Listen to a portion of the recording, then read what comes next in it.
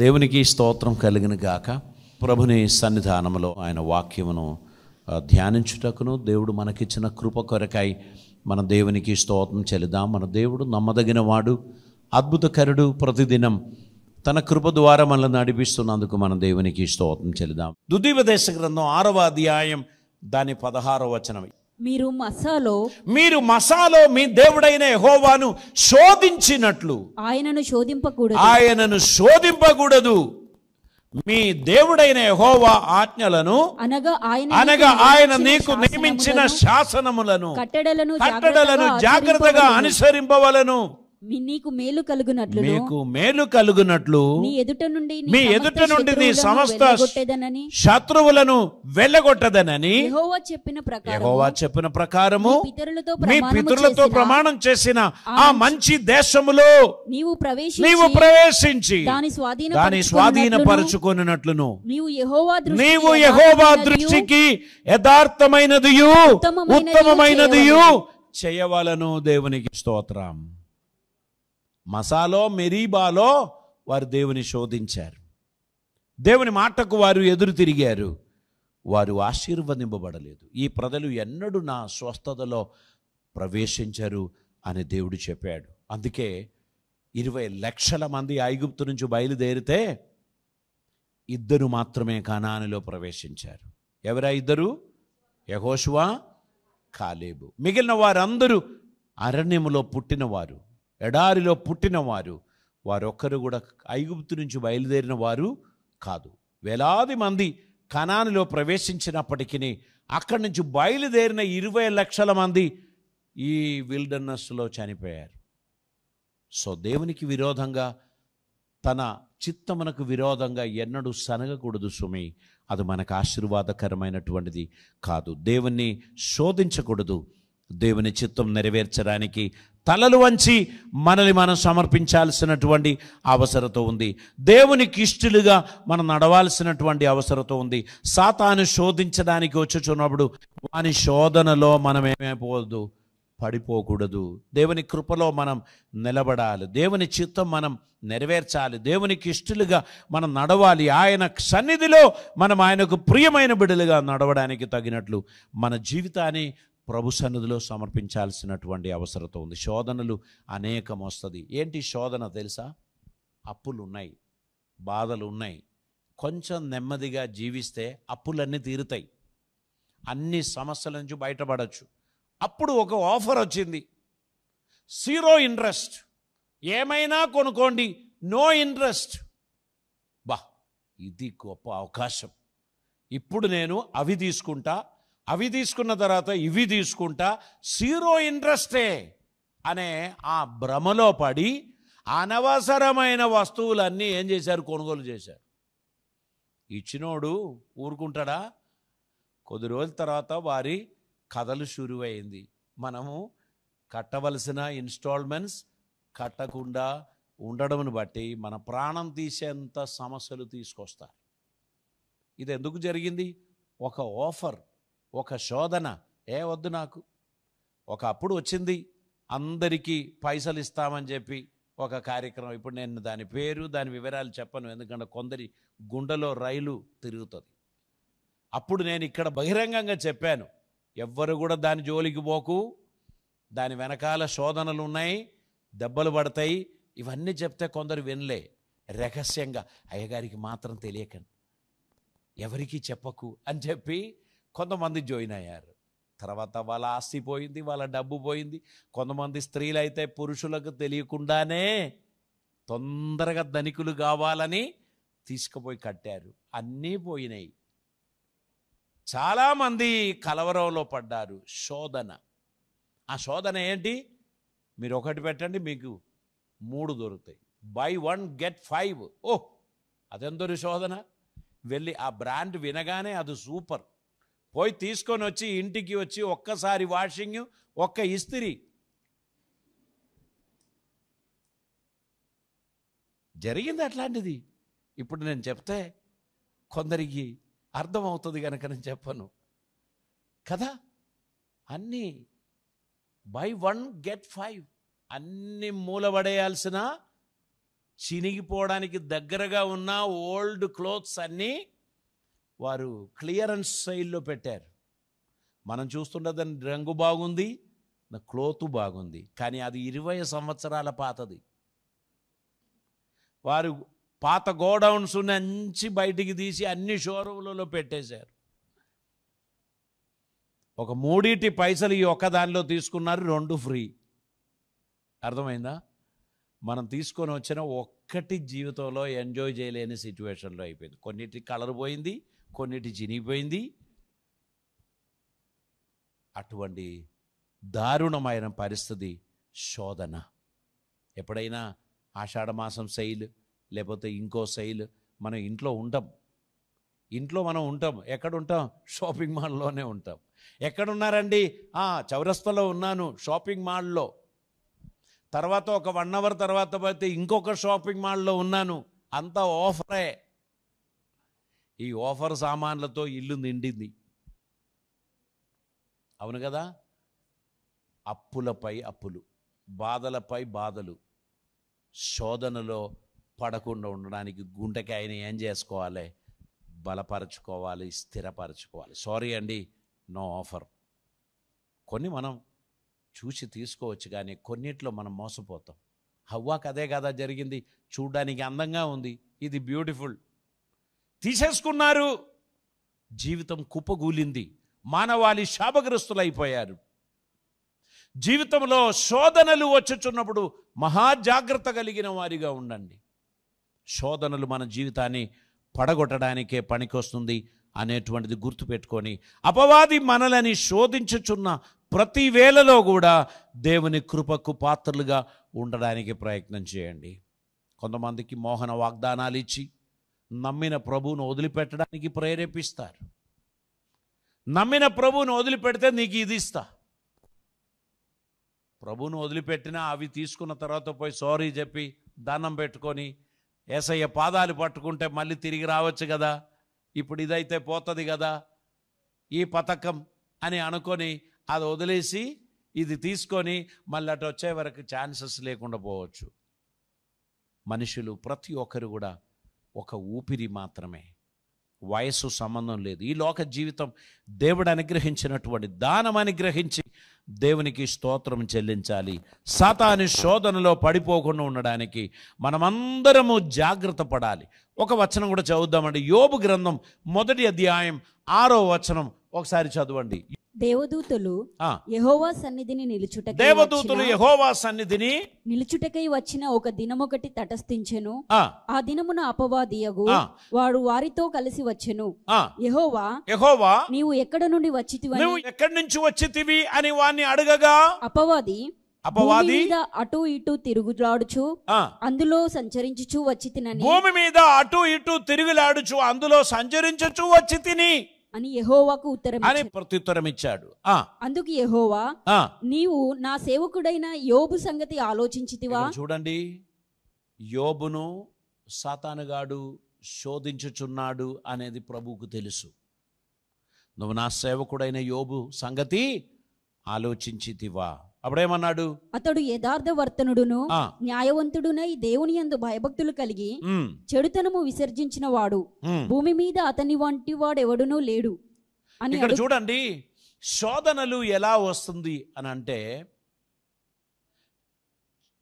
చేపలు పట్టువాడు ఒక గాలమును కనబడకుండా ఎర్రవేసి నీళ్ళలోకి పడేస్తుంది.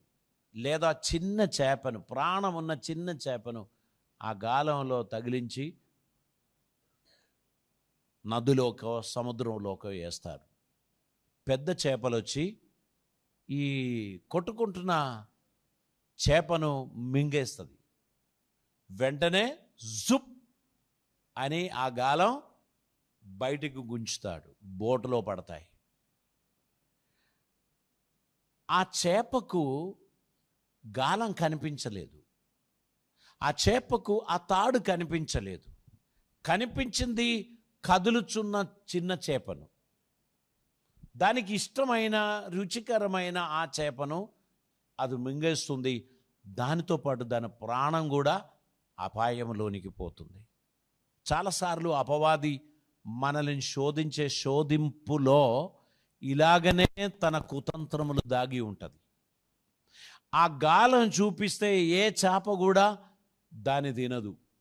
అబ్బో, ఇది నన్ను లాక్కపోవడానికి వేసినటువంటిది అని అనుకుంటారు. ఆ గాలం కనబడకుండా ప్రాణమున్న చేపను దాన్ని తగిలించినందుకు కదులుచున్న చేప మాత్రమే కనిపిస్తుంది. సాతానుగాడు మనకిచ్చేటువంటి చిన్న చిన్న లాభాలు ఉన్నాయా, దాని వెనకాల వారి ఉచ్చు ఉంటుంది, వారి గాలం ఉంటుంది. జాగ్రత్త.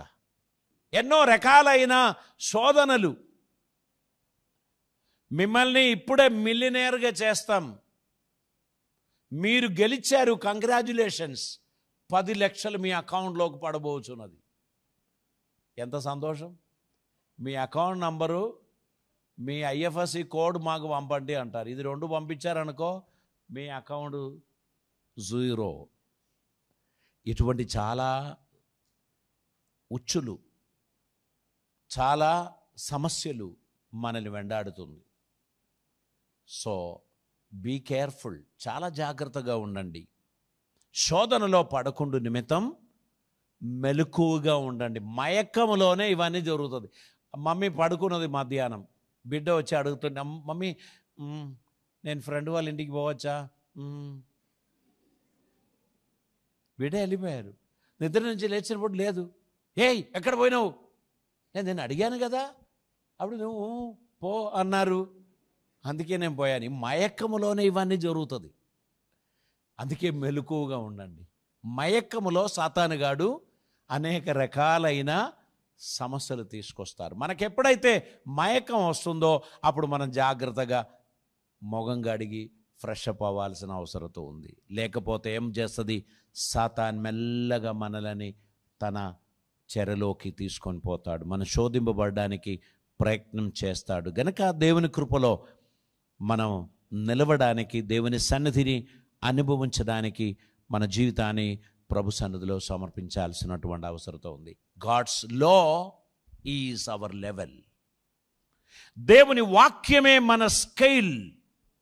దేవుని వాక్యంతో కొలుచుకోవాలి. నాకొక స్కేల్ ఇంత పొడుగుంటుంది, మీకో స్కేల్ ఇంతే ఉంటుంది అని అంటే కుదురుతుందా? అందరికీ స్కేల్ ఒకటే, అది స్టాండర్డ్గా ఉండాలి. నా మీటర్ మీ మీటర్తో పోలిస్తే 30 ఉంటుంది అనుకుంటే కుదురుతుందా? కుదరదు. నా మీటర్ ఇంతే ఉంటుంది, అది కొంచెం పొట్టిగా ఉంటుంది అని చెప్తే ఒప్పుకో. ఏ షాపుకు పోయినా మీటరే. మీటర్ 10 సెంటీమీటర్ అని అంటే మీటర్ 10 సెంటీమీటర్ ఉండాలి. అప్పుడే దాంతో కుట్టించగలుగుతాం, లేకపోతే జాకెట్ కుట్టడానికి సరిపోదు. సో ప్రతిదానికి ఒక స్టాండర్డ్ స్కేల్ ఉంది, అది దేవుని వాక్యమే. దేవుని వాక్యం ద్వారా కట్టబడుచున్న వారు దేవునిలో ముందుకు నడుస్తారు. ఎన్నో మంది భక్తులు శోధనలో పడ్డారు. అబ్రహాం మెసొపొటేమియా నుండి పిలువబడి హారానుకు వచ్చి అక్కడి నుంచి బయలుదేరి వెళ్ళినప్పుడు లోతు కూడా అతనితో వెళ్ళాడని బైబిల్ చెప్తున్నారు. లోతు చూచేదన్నీ ఏంటి తెలుసా? నీరున్న స్థలం, గడ్డి ఉన్న స్థలం, మంచి మంచి ప్రాంతములు ఆయన ఎన్నుకున్నాడు. ఒకసారి అబ్రహాము లోతు విడిపోయే సమయం వచ్చినప్పుడు, తమ్ముడా నీవు తూర్పుకు వెళ్తే నేను పడమటికి పోతా, నీవు ఉత్తరం దిక్కుపోతే నేను దక్షిణం వైపు పోతా, నీకే చాయిస్, నువ్వు సెలెక్ట్ చేసుకోండి. అక్కడ కనబడిన ఒక బండ ఎక్కి నిలబడి ఇలా చూచాడు. సోదోము గోమోరా ఈజ్ బ్యూటిఫుల్. అక్కడ చాలా వాటర్ ఉంది. బైబిల్ మనకు తెలియపరుస్తున్నారు. చదవండి, ఆదికాండం 13వ అధ్యాయం 12వ వచనం చదవండి. అబ్రాము కనానులో నివసించెను. లోతు ఆ మైదానమందున్న పట్టణముల ప్రదేశంలో పట్టణములలో కాపురముండి సొదొము దగ్గర సోదోము దగ్గర తన గుడారము వేశాడు. దేవునికి స్తోత్రం. ఆయన సోదోము దగ్గర తన గుడారము వేశాడు. అతనికి ఏం సంభవించింది? వట్టి చేతులతో అక్కడి నుంచి వెళ్ళిపోవాల్సినటువంటి పరిస్థితి వచ్చింది. 11వ వచనం చూద్దాం. కాబట్టి లోతు తనకు తనకు యోర్దాను ప్రాంతం అంతటినీ ఏర్పరచుకొని తూర్పుగా ప్రయాణం చేసెను. అట్లు వారు ఒకరినొకరు వేరైపోయిరి. లోతు ఏం చేశాడు? యోర్దాను ప్రాంతమును ఏర్పాటు చేసుకొని మెల్లమెల్లగా మెల్లమెల్లగా ఎటువైపు వెళ్ళారు? సోదోము గోమోరో వైపు వెళ్ళారు. ఒకటేసారి సోదోముకు వెళ్ళలే, యోర్దాను ప్రాంతం అంతా ఎన్నుకున్నారు, పట్టణములను ఎన్నుకున్నాడు. అలా మెల్లమెల్లగా మెల్లమెల్లగా మెల్లమెల్లగా వెళ్ళి సోదోములో స్థిరపడ్డాడు, సిటీ మేయర్ అయ్యాడు. కానీ ఒట్టి చేతులతో పారిపోవలసిన సిచ్యువేషన్ వచ్చింది. జీవితంలో దేవుడు మనకు అనుగ్రహిస్తున్న సమస్తమును ఆయన కృపను బట్టి మనం అనుభవిస్తూ ఆయన చిత్తములో నడుస్తూ ప్రభుకిష్టులుగా మనం నడవడానికి తగినట్లు మన జీవితాన్ని సమర్పించాల్సినటువంటి అవసరత ఉంది. దేవునికి స్తోత్రం. ఆయన గొప్ప దేవుడు, అద్భుతకరుడు. నీకును నాకును కావలసిన వాటన్నిటినీ దయచేయుచున్నవాడు గనక ఆదరణకర్త అయిన దేవుని సన్నిధిని అనుభవిస్తూ మనం ముందుకు వెళ్ళడానికి ప్రయత్నం చేయాలి. పెద్ద శోధన కలిగిన ఇద్దరు సహోదరులు, ఒకని పేరు ఏసావు, మరొకని పేరు యాకోబు. ఏసావు జ్యేష్ఠ పుత్రుడు, యాకోబు తమ్ముడు. ఒకరోజు తండ్రి ఏసావుతో చెప్పాడు, కుమారుడా, నేను నిన్ను ఆశీర్వదింపబోచున్నాను, నాకు ఇష్టమైన వేట మాంసం తీసుకొని వచ్చేసే, ఈరోజు నేను నిన్ను దీవిస్తాను. ఆయన వేటాడడానికి అడవిలోకి వెళ్ళాడు. తమ్ముడు తల్లి ప్రోత్సాహనముతో సూపర్ మాంసం తయారు చేసి డాడీ దగ్గరికి వచ్చాడు. ఏసావుకు శరీరం అంతా రోమం ఉంది, యాకోబుకు అవి లేదు. ఇప్పుడు తల్లి ఏం చెప్పారు? ఆ పొట్టేలు చర్మం దేహమునకు కట్టుకో, చేతులకు కట్టుకో, డాడీ నిన్ను, ఆయన కన్ను కనబడదు కనుక నిన్ను పట్టుకుంటాడు, నిన్ను గుర్తుపడితే శాపనాలు ఇస్తాడు, ఆయన గుర్తుపట్టకుండానే దీవెనలు పొందాలి అని చెప్పాడు. తల్లికి తెలియదు ఇంతకు మునుపు ఒక డీల్ జరిగింది అన్నదమ్ములకు. తండ్రికి తెలియదు, తల్లికి తెలియదు. ఒకరోజు ఏసావు అలసిపోయిన వాడిగా ఇంటికి వచ్చినప్పుడు యాకోబు రుచికరమైన ఒక పాయసం చేస్తున్నాడు. అప్పుడు అడిగాడు, తమ్మ నాకు కూడా కొంత ఇవ్వా. అప్పుడు చెప్పాడు, నేను నీకు ఇవ్వా, నీవు జ్యేష్ఠుడై నీవు 2 పాలుకు అర్హుడు, నీకు నేను ఇవ్వను. నీ జ్యేష్ఠత్వం అనే హక్కు నాకు అమ్ముతావా? ఇష్టం వచ్చినంత కడుపు నిండా పెడతానన్నాడు. ఈయన అనుకున్నాడు, జ్యేష్ఠత్వం అనే హక్కు నేను బ్రతికి ఉండేనే కాదా, ఇప్పుడు నేను చావబోతున్నాను, ఈ జ్యేష్ఠత్వం నాకెందుకు, నువ్వు తీసుకో. ఆయన ఒప్పుకోలే. తన తొడ కింద అన్నయ్య చేయి పెట్టి ప్రమాణం చేయించాడు,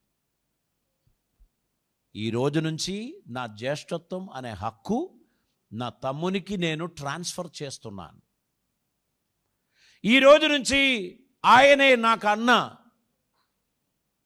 అని చెప్పేసి కడుపు నిండా పాయసం తిన్నాడు.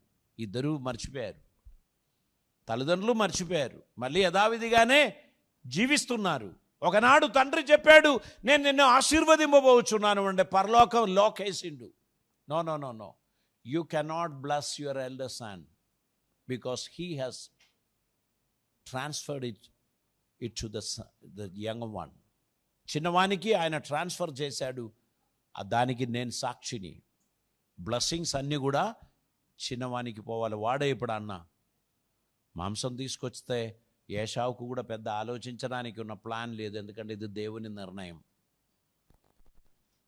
ఏసావు మొత్తం ఆశీర్వాదాలు యాకోబుకు ఇసాకు ఇచ్చేశాడు. ఇసాకు టోటలీ కన్ఫ్యూషన్లో ఉన్నాడు. ఆశీర్వాదం అంతా ఏసావు అనుకొని యాకోబుకి ఇచ్చాడు. ఏసావు వేట మాంసం తీసుకొని వచ్చి దబదబా వంట చేసి రుచికరమైన భోజనం తీసుకొని తండ్రి దగ్గరికి వచ్చి, నాయనా ఇదిగో నేను వచ్చాను, ఎవరు నీవు? నేను నీ ప్రియ కుమారుడు ఏసావు. No no no, everything has been given. నేను అన్నీ కూడా ఇచ్చేశాను నాయన. ఎవరికి ఇచ్చారు? ఎవరిచ్చాడు? నీకే ఇచ్చాను. నేను రాలేదే నీ దగ్గరికి, నేను ఇప్పుడే కదా వచ్చింది. మరి వాడు తీసుకుపోయిండు కదా యాకోబు.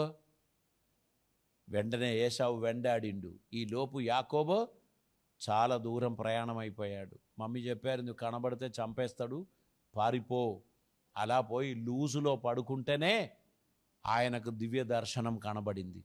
ఆ స్థలంలో లేచి కూర్చొని, ఇది నిజంగా దేవుని భవనం, దేవుని ఆలయం, నేను అది తెలుసుకోకపోయాను అని చెప్పి తను తలగడగా పెట్టిన రాయి నిలబెట్టి దాని మీద నూనె పూసి, నీవు నన్ను క్షేమంగా సంరక్షించినట్లయితే నేను తిరిగి వచ్చినప్పుడు ఇక్కడ నీకు ఆలయం కడతాను, బలిపీఠం కడతానని యాకోబు ప్రతిష్ఠ చేసి వెళ్ళారు అని మనం చూస్తున్నాం. శోధనలో పడిపోయిన ఏశావు జ్యేష్ఠత్వం అనే హక్కు ఏం చేశాడు? అమ్మేశాడు. మనం అందరం కూడా యేసుక్రీస్తు వలన మనకు అనుగ్రహింపబడిన ఆ సుందరమైన హక్కు ఉందా? మనం అమ్మేశాం. ఎందుకని? ఒక చిన్న డ్రింక్ కొరకు, ఓ చిన్న ఆఫర్ కొరకు, ఓ చిన్న ప్రమోషన్ కొరకు, ఓ చిన్న ఉద్యోగం కొరకు, మనకు దొరికిన ఏదో ఒక లాభము కొరకు దేవుని మహిమను మనం తృణీకరించినటువంటి వారమైతే మనం నష్టపోయినటువంటి వారం అని గ్రహించండి. ఇంకొక మాట చదివి ముగిస్తామండి. మత్తయి సువార్త 27వ అధ్యాయం దాని యొక్క 3-4 వచనాలు మీరు చదివితే అక్కడ ఒకడు పశ్చాత్తాపపడిన వార్త మనకు కనబడుతుంది. అప్పుడు ఆయనను అప్పగించిన యూదా ఆయనకు శిక్ష విధింపబడగా చూచి పశ్చాత్తాపపడి ఆ 30 వెండి నాణయములు ప్రధాన యాజకుల యొద్దకు పెద్దల యొద్దకును మరలా తెచ్చి, నేను నిరపరాధ రక్తమును అప్పగించి పాపం చేసి తిని అని చెప్పెను. వారు దానితో మాకేమి నీవే చూసుకో అని ఆయనకు చెప్పాడు. అతడు ఆ వెండి నాణెములు శోధనలో పడ్డ యూదా యేసయ్యను అప్పగించాడు. ఏంటి యూదా కలిగిన శోధన ఏంటి? యేసయ్య ఇప్పుడు వరకు కూడా తన రాజ్యమును స్థాపించడానికి ముందుకు రాలే. ఎన్నోసార్లు మేము అడిగాం, నీ రాజ్యం ఎప్పుడు స్థాపిస్తావు? నువ్వెప్పుడు నీ రాజ్యం స్థాపిస్తావు? నా రాజ్యం ఇహలోక సంబంధమైనది కాదు, నా రాజ్యం వేరు అని ప్రభు చెప్పాడు. ఈయనను అప్పగిస్తే తప్ప ఈయన అద్భుతం చేయడని అనుకొని ప్రధాన యాజకులకు యేసయ్యను అప్పగించాడు. వారు పిలాతు దగ్గరికి తీసుకుపోయి న్యాయవాదం చేస్తున్నప్పుడు సత్యం పలుకుతాడు, ఆయన రాజువుగా అభిషేకింపబడతాడు, ఈ పాలన రోమా సామ్రాజ్యమును మనం కబ్జా చేయొచ్చు అని యూదా ఆశించి శోధనలో పడి 30 వెండి నాణయాలకు యేసయ్యను అప్పగించాడు. మనకు కొన్నిసార్లు ఏదో లాభం వస్తుంది అనుకుంటే గురువును కూడా అప్పగిస్తారు. అదిగో వస్తున్నారు, పలానా కారు నంబర్ ఇది పట్టుకోండి కదా. మనకెంత దొరికింది? మనకు 10 లక్షలు దొరికింది, లేదా 1 కోటి దొరికింది.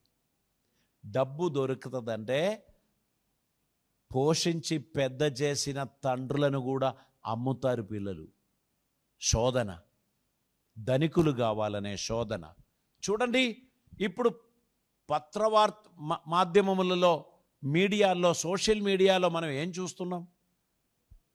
ఫ్రెండ్తో కలిసి భర్తను కడతీర్చారు, స్నేహితుతో కలిసి భార్యను కడతీర్చారు. ఉద్దేశం ఏంటి? సుఖ సంతోషమైన జీవితం, ఆస్తి సంపాదించడం, అంతస్తు కలిగి ఉండడం, ధనికులు అవ్వడం. దానికోసం ఏ ఘాతకమైనా చేయడానికి మనిషి భయపడడం లేదు. అమాయకుని బలి చేసి సొంత ధనము పెంచడానికి ఉన్న ప్రయత్నం. శోధనలు పడి మనుషులు ఎంత నీచమైన కృత్యములు చేస్తున్నారండి. కోర్టులో వెళ్ళి అబద్ధం ఆడతలేరా? నాకు తెలియదని అనడం లేదా? తెలిసిన విషయాన్ని తెలియదన్నట్టు చెప్తారు.